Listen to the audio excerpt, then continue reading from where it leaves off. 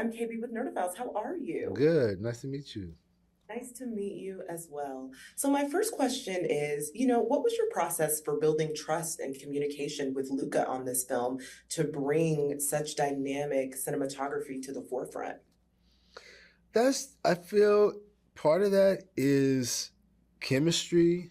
Part of that is respect. I mean, the great thing for us is that we both have enough work and we could recognize um, like uh, the greatness of the work. And I'm talking about uh, me looking at Luca and the greatness of his work. And, based on the work, there's a certain level of respect, I think, that comes in to the equation. And what we want to do is function at our highest level to knowing what's possible in the work and trying to reach towards something that we think we can do. And then, of course, it's chemistry, and very early on, me and Luca recognized that we are aligned, um, visually, viscerally, creatively, emotionally, and that's beyond a blessing. I don't think you always get there, and you always meet those people. And when you do, I'm just thankful, and I definitely just wanted to honor that and work as hard as we could and push ourselves, push myself to reach towards something that we set as a goal.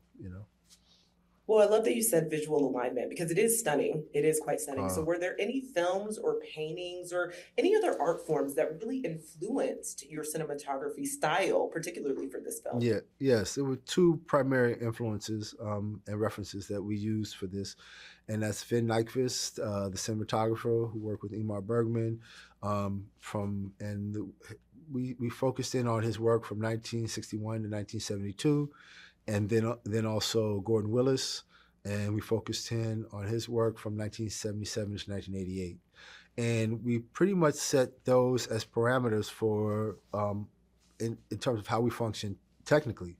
We only used equipment that predates 1988. Yes, both in terms of lenses, in terms of cameras, and also as much as we can film stock. I mean, the film stock evolved technology, so we were we kind of baked into it there. But in terms of everything else, lighting, equipment, etc., was from that time, and in terms of our references, was in that period, and by way of those two cinematographers. Okay, I love it. Mm-hmm. And so, my last question is, do you have a favorite scene from the film that you kind of always go back to and that replays in your mind? There's several scenes. I really like the scene with Julia and Andrew's characters.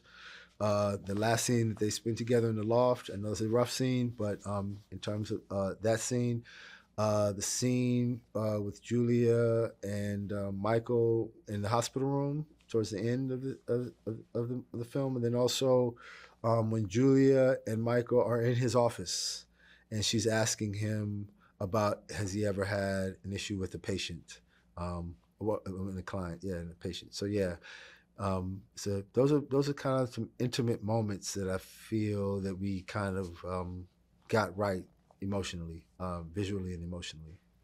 Yeah, I'm glad that you said the loft scene because there's this moment where Andrew's character is out of frame with Julia Uh huh. that is just so intense, but also visually kind of stunning. Uh huh. So, yeah, that's something that I picked up on as well in that particular scene, Yes. for sure. But just thank you so much for taking the time to chat with Absolutely. Nerdophiles.